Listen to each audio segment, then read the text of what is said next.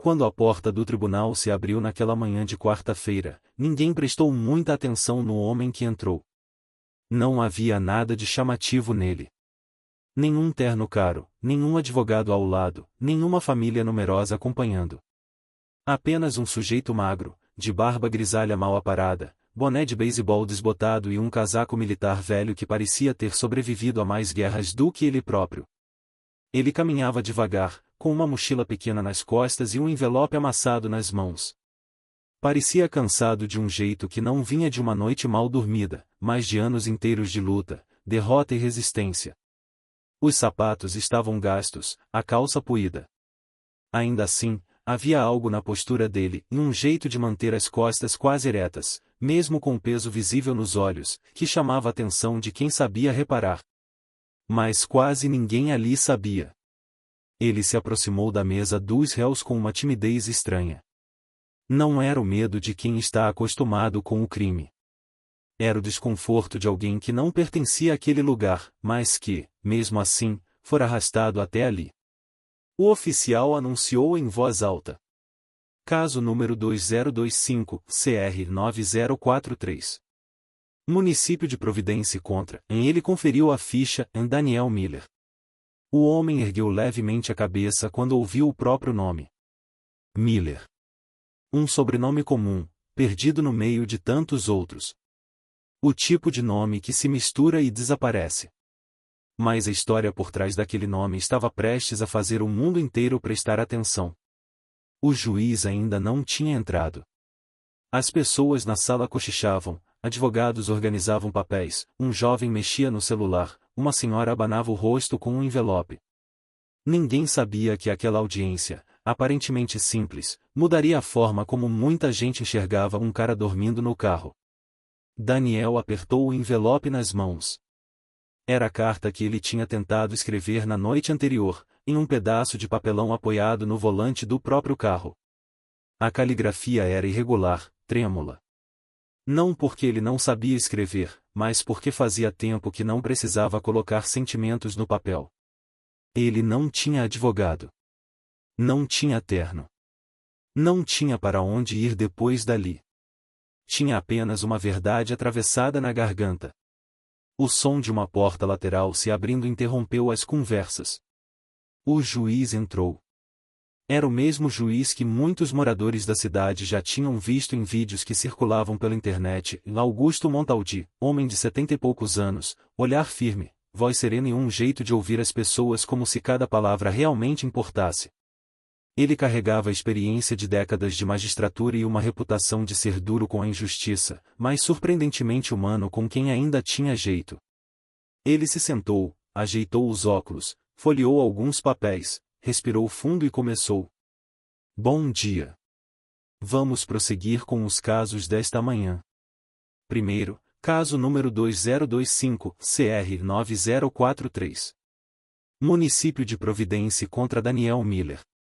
Ele levantou os olhos. Viu o homem de casaco militar, boné simples e olhos cansados. Viu as mãos calejadas segurando o envelope. E, como fazia sempre que algo chamava sua atenção, fez uma anotação mental. Senhor Miller, o senhor está sem representação legal hoje? Perguntou, com a voz calma. Daniel engoliu em seco.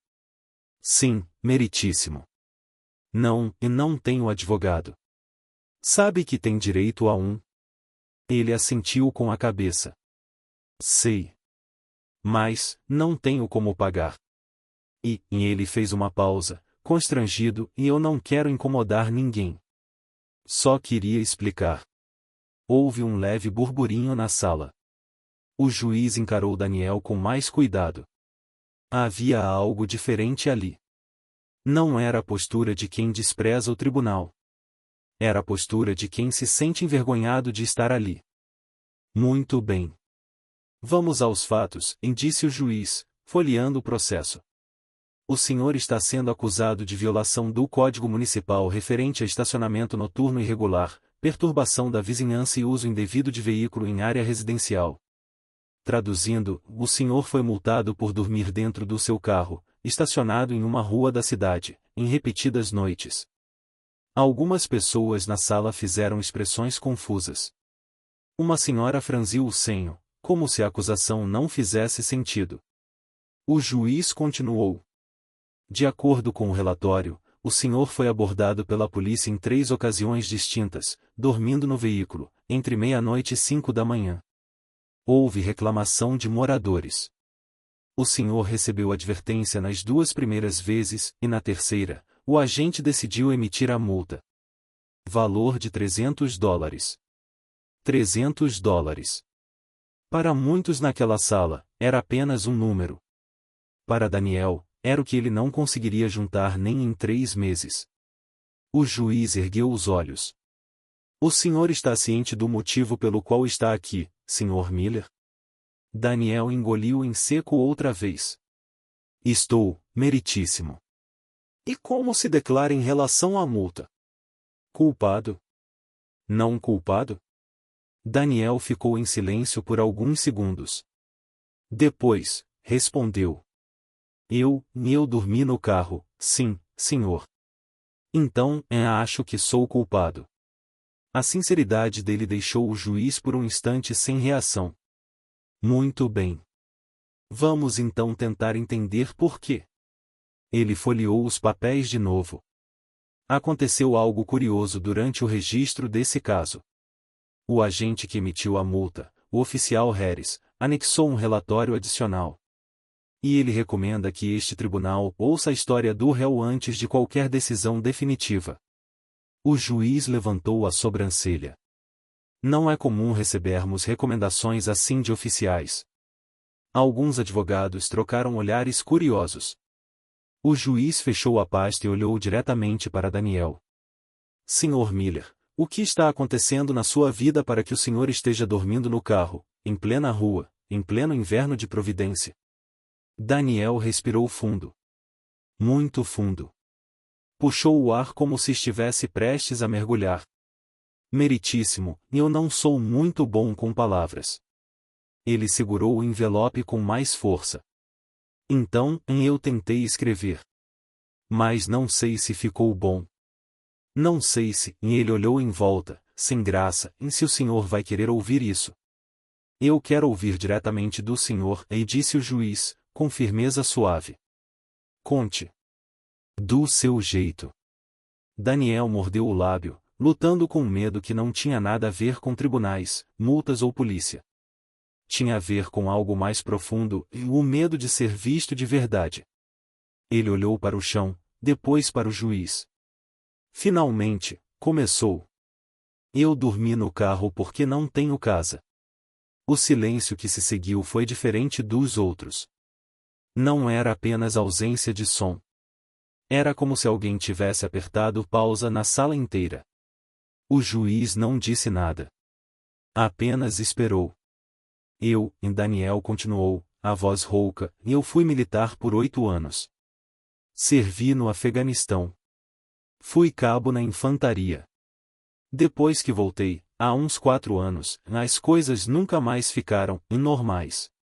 Alguém na plateia arregalou os olhos. Outra pessoa endireitou a postura. A palavra militar sempre carregava um peso especial. Eu tentei, disse ele. Tentei arrumar emprego, tentei me adaptar. Mas a minha cabeça, ele levou a mão à têmpora, como se quisesse explicar um tipo de dor que não aparecia em exame nenhum, não ajuda. Às vezes eu acordo achando que ainda estou em patrulha. Qualquer barulho mais alto me deixa alerta. Não durmo bem. Não consigo ficar em lugar fechado por muito tempo, com muita gente. Aí, os empregos foram indo embora. Os amigos também. Família, ele hesitou, não sobrou muita. As mãos de Daniel tremiam, mas ele continuava, como se finalmente alguém tivesse aberto uma torneira que ficou anos travada. Eu consegui um quarto por um tempo.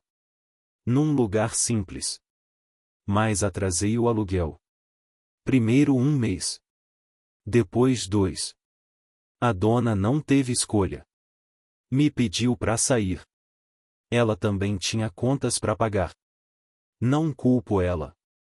Então ele engoliu em seco, vim pro carro.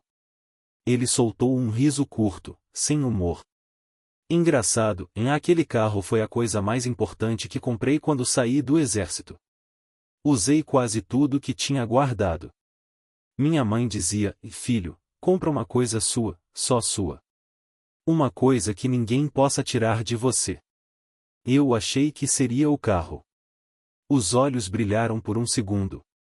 Agora, é a única coisa que tenho. A plateia ouvia em silêncio absoluto.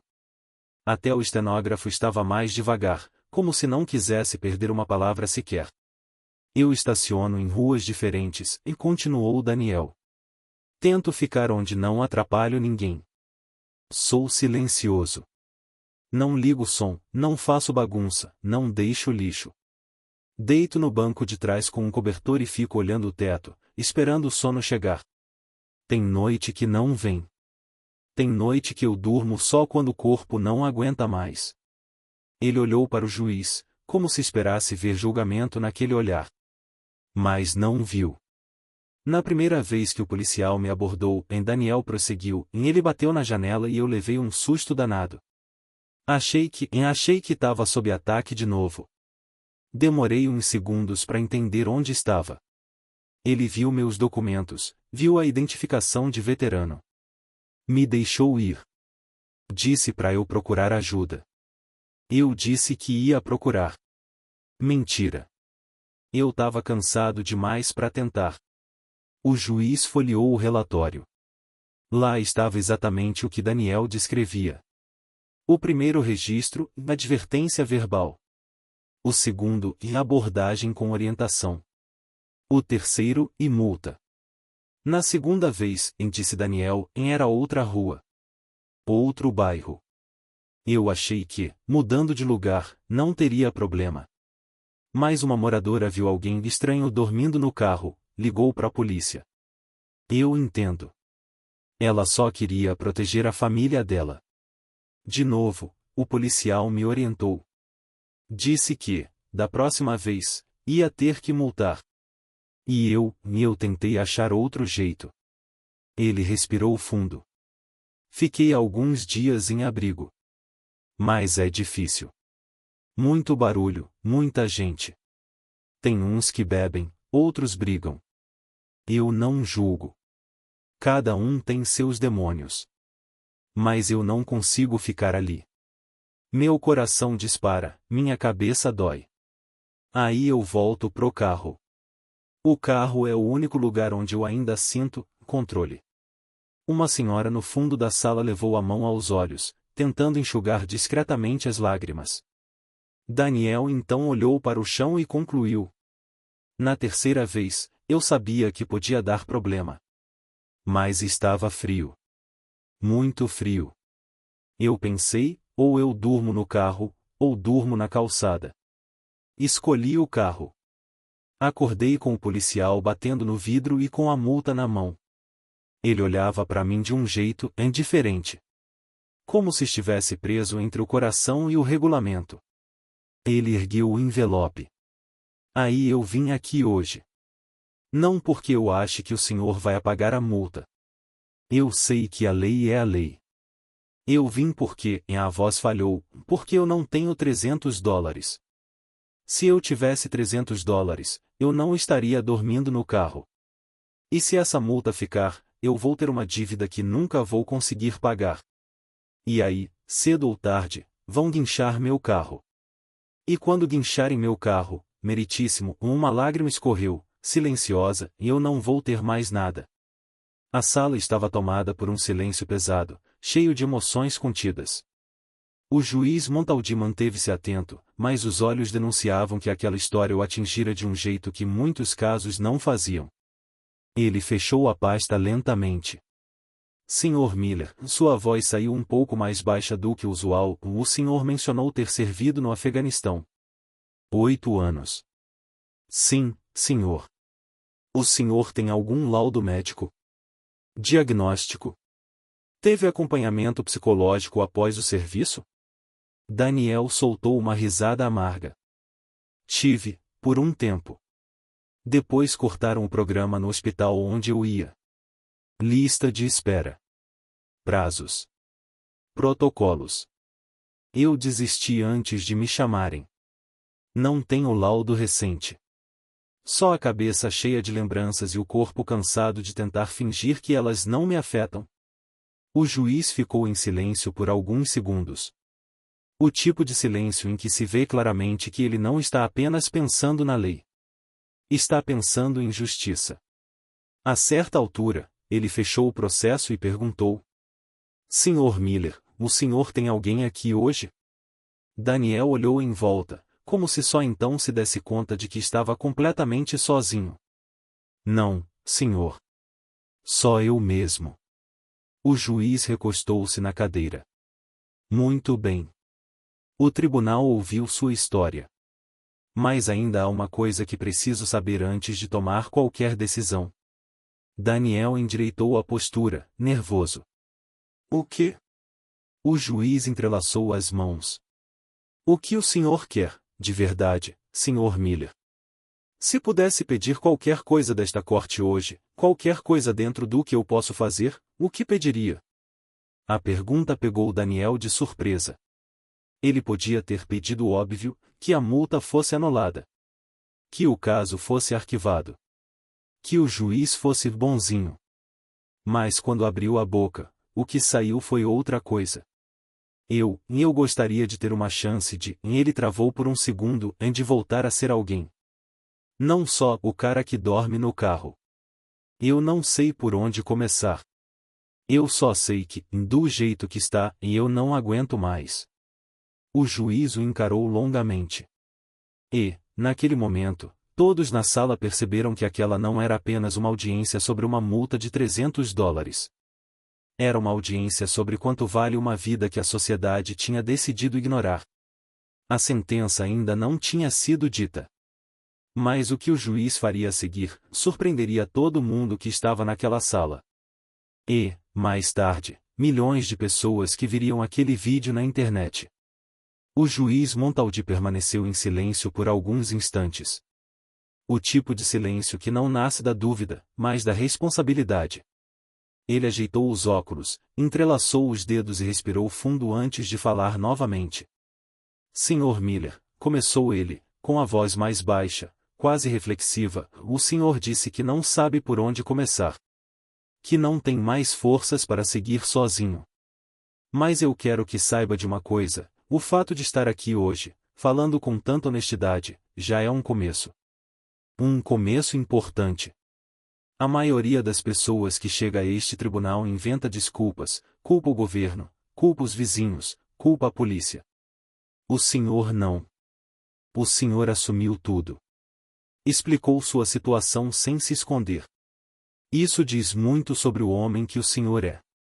Daniel abaixou a cabeça, como se não soubesse o que fazer com aquele elogio inesperado. Agora, disse o juiz, eu preciso entender melhor a sua situação atual. O senhor está trabalhando?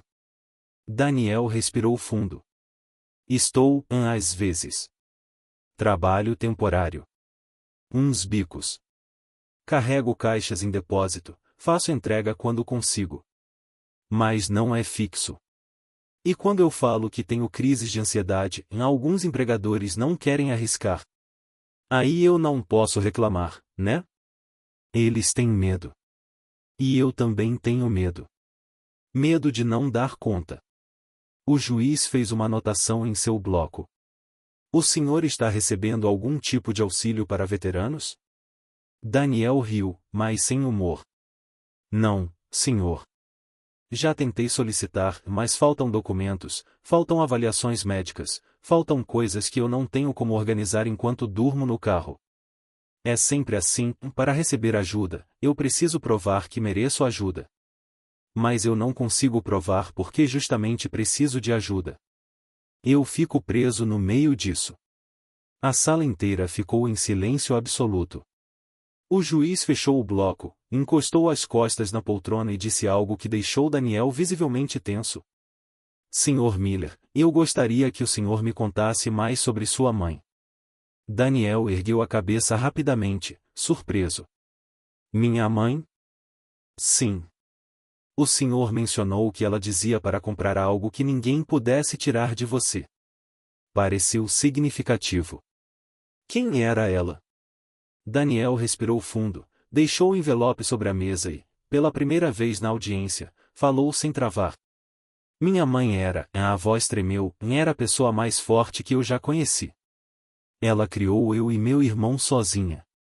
Trabalhava em 2 empregos. Nunca reclamava. Nunca pedia nada para ninguém. Ela tinha essa mania de dizer que homem de verdade não é o que aguenta mais dor, é o que não desiste das coisas boas. Ele riu baixinho. Eu nunca entendi isso direito. Só mais velho eu percebi que era a filosofia dela para sobreviver. O juiz inclinou-se levemente para a frente. Ela ainda está viva? Daniel ficou totalmente imóvel por alguns segundos. Não, disse finalmente, com a voz falhando. Ela faleceu quando eu estava no 2º ano de serviço. Câncer no pulmão. Foi rápido. Eu não pude voltar para o funeral. Estávamos em operação e soldados não têm luxo de luto. Quando voltei para casa, já tinham enterrado. Ele passou a mão no rosto. Acho que não chorei o suficiente naquela época. A dor ficou presa. Até hoje. O juiz Montaldi apertou os lábios. O relato estava começando a afetar todos na sala, inclusive ele. E seu irmão? Perguntou. Meu irmão, nova pausa, morreu em serviço, 2 anos depois. Ataque suicida. Ele estava em outra base, mas eu fiquei sabendo no mesmo dia. Depois disso, eu fiquei sozinho. Literalmente sozinho. Não tenho esposa, não tenho filhos. Tenho alguns conhecidos, mas ninguém próximo. Tenho mais lembranças do que gente. Ninguém respirava fundo ali dentro. O ar parecia denso, pesado, tenso, como se todos estivessem sentindo uma parte da dor dele. O juiz Montaldi inclinou-se para a frente. Sr. Miller, o senhor tem ideia de quantos casos como o seu já passaram por este tribunal? Daniel balançou a cabeça negativamente. Muitos, disse o juiz, com sinceridade pesada. Homens e mulheres que serviram o país, deram anos de vida, saúde mental, família, e depois, são devolvidos à sociedade sem suporte, sem acompanhamento, sem integração.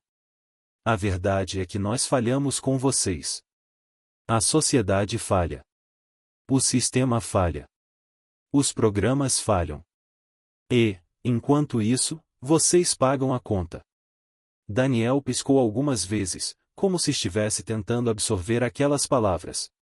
Mas, o juiz continuou, o fato de eu reconhecer isso não significa que eu posso simplesmente ignorar a lei.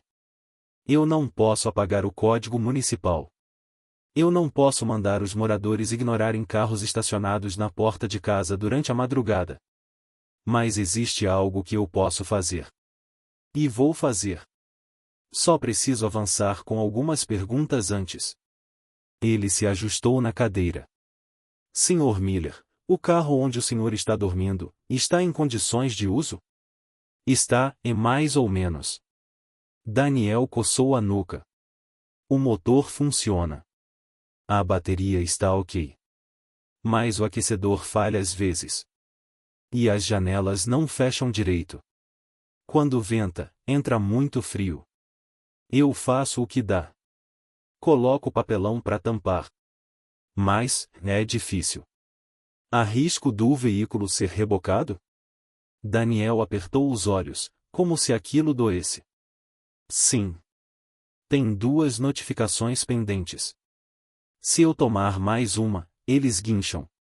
E aí, a voz apagou, aí eu não sei mais. Perco tudo. O juiz cruzou as mãos. Certo. Então estamos falando de uma situação de extrema fragilidade. É, e respondeu Daniel. Mas eu estou tentando, meritíssimo. Juro que estou. Só, e não consigo sozinho. A frase ecoou na sala inteira. Não consigo sozinho. Um advogado na plateia desviou o olhar. Uma senhora enxugou as lágrimas.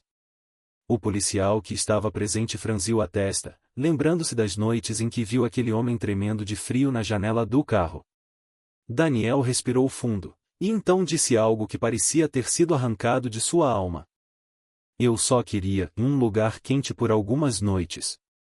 Só isso. Eu nunca quis incomodar ninguém. Nunca quis causar problema.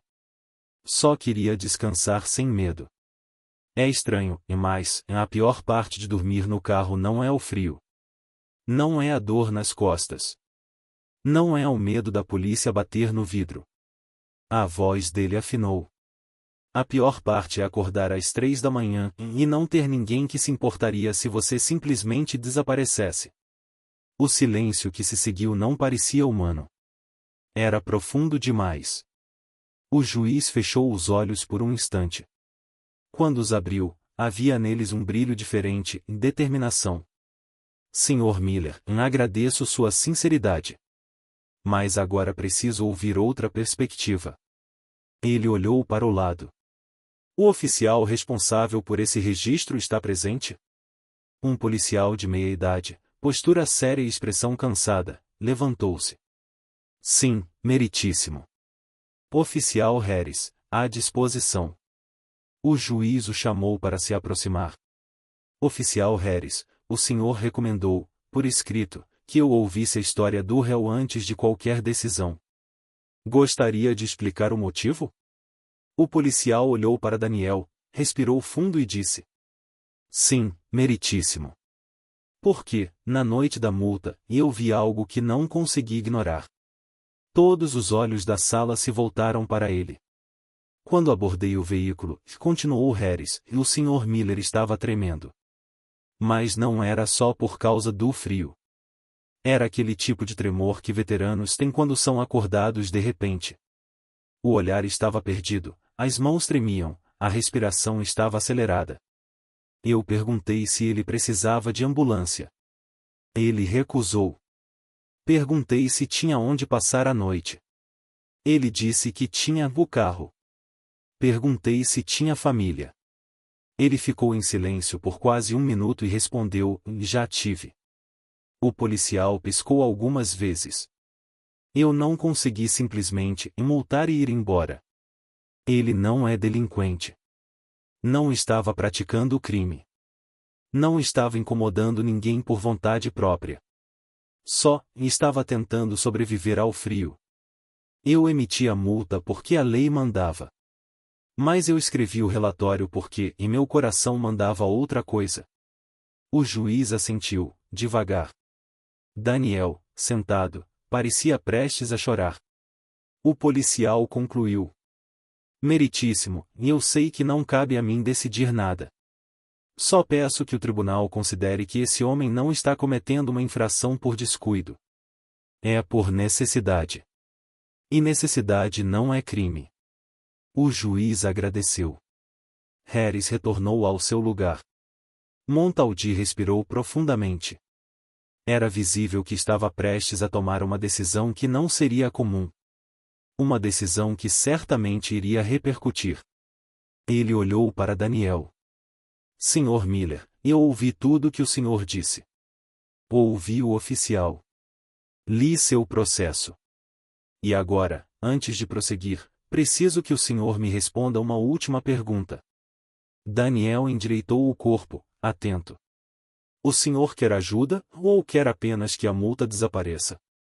A pergunta caiu como um raio. E a forma como Daniel responderia definiria tudo que viria a seguir. Daniel levou alguns segundos antes de responder. Não porque estivesse pensando na resposta, mas porque estava lutando contra a vergonha que vinha junto com ela. Ele ergueu os olhos devagar, com a respiração trêmula, e finalmente disse. Meritíssimo, eu quero ajuda. A multa é só um papel. Eu não tenho medo dela. Eu tenho medo de continuar vivendo do jeito que estou. Eu tenho medo de. Ele engoliu em seco, tentando evitar o choro, de não acordar uma noite dessas. Eu quero uma chance. Uma chance de não afundar sozinho. As palavras bateram forte nas paredes do tribunal. Um pedido tão simples, tão humano, tão raro de ser ouvido daquela forma. O juiz Montaldi fechou o processo diante de si. E, em seguida, o afastou completamente para o lado, como se dissesse ao mundo, agora não é a lei que fala. Sou eu, Ele ajustou a toga, apoiou os antebraços na mesa e falou com a voz mais firme daquela manhã. Senhor Miller, deixe-me dizer algo com toda clareza, o senhor não é um problema para esta cidade. O senhor é um cidadão que foi deixado para trás por um sistema que deveria protegê-lo. O senhor não está dormindo no carro porque é negligente. Está dormindo no carro porque está sobrevivendo. Daniel piscou várias vezes, tentando impedir que as lágrimas caíssem. Eu não posso mudar o passado do senhor, continuou o juiz. Não posso devolver sua mãe. Não posso devolver seu irmão. Não posso apagar aquilo que o senhor viu em combate. Mas posso, posso impedir que o senhor enfrente tudo isso sozinho daqui para frente, Houve um movimento na plateia. Era como se todos estivessem se inclinando para a frente, querendo ouvir cada detalhe. O juiz abriu uma gaveta ao lado e tirou uma ficha pequena, preenchida à mão.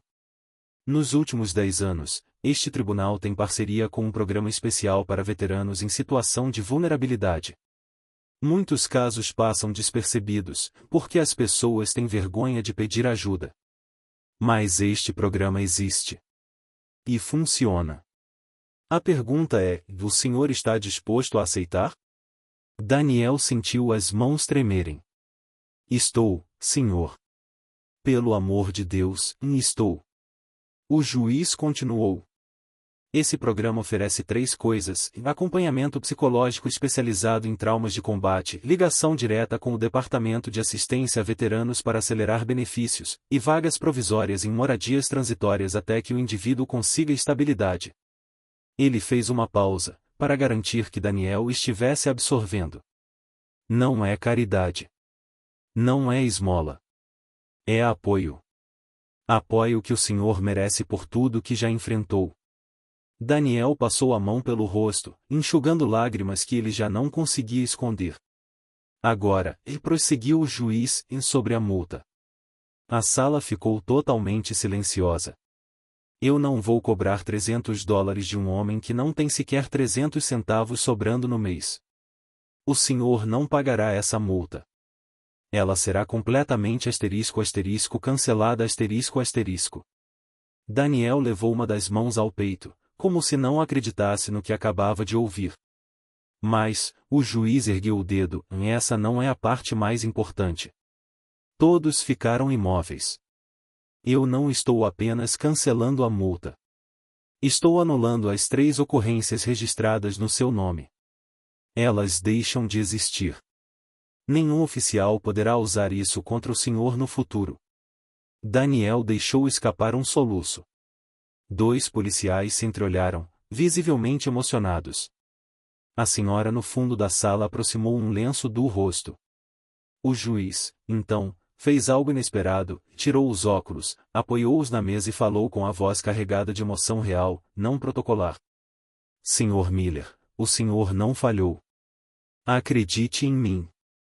O país pediu que o senhor enfrentasse coisas que a maioria das pessoas jamais suportaria por um único dia. E depois, o país falhou com o senhor. Mas isso termina hoje. Aqui. Nesta sala. Comigo. O tribunal inteiro parecia conter o ar. Daniel chorava, mas não era mais o choro da vergonha. Era o choro de alguém que, pela primeira vez em muito tempo, sentia que não estava completamente invisível. O juiz concluiu. Após essa audiência, o oficial Harris irá acompanhá-lo pessoalmente até o Centro de Atendimento a Veteranos. Eles já foram avisados da sua chegada. O coordenador do programa vai recebê-lo e encaminhá-lo à moradia provisória. Hoje. Não amanhã, não na semana que vem. Hoje, antes do sol se pôr, o senhor terá um teto. Um quarto quente. Uma cama de verdade.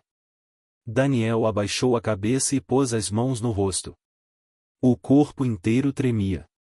E mais uma coisa, Sr. Miller, e acrescentou o juiz, num tom carregado de uma dureza suave. A partir deste momento, o senhor tem uma responsabilidade e aceitar a ajuda. Tudo bem. Não me decepcione. Não desapareça. Não se esconda. Continue. Um passo por dia. Um atendimento por vez. Um avanço pequeno de cada vez. Daniel ergueu o rosto, os olhos vermelhos, e respondeu com a voz embargada. Eu prometo, meritíssimo. Eu prometo mesmo. Obrigado. Obrigado por, a voz falhou, por me enxergar. O juiz assentiu lentamente. A audiência está suspensa. O som do martelo ecoou pela sala como um ponto final num capítulo de dor, e o primeiro parágrafo de algo que Daniel não sabia se ainda podia desejar? Uma nova vida. Ele se levantou devagar. O policial Harris aproximou-se e colocou uma mão firme, mais gentil, em seu ombro. E, pela primeira vez em muito tempo, Daniel não sentiu medo do toque de alguém. Sentiu esperança. Ali, naquela sala silenciosa, com olhos emocionados observando tudo, um veterano que dormia no carro ganhou mais do que o cancelamento de uma multa. Ganhou o direito de recomeçar.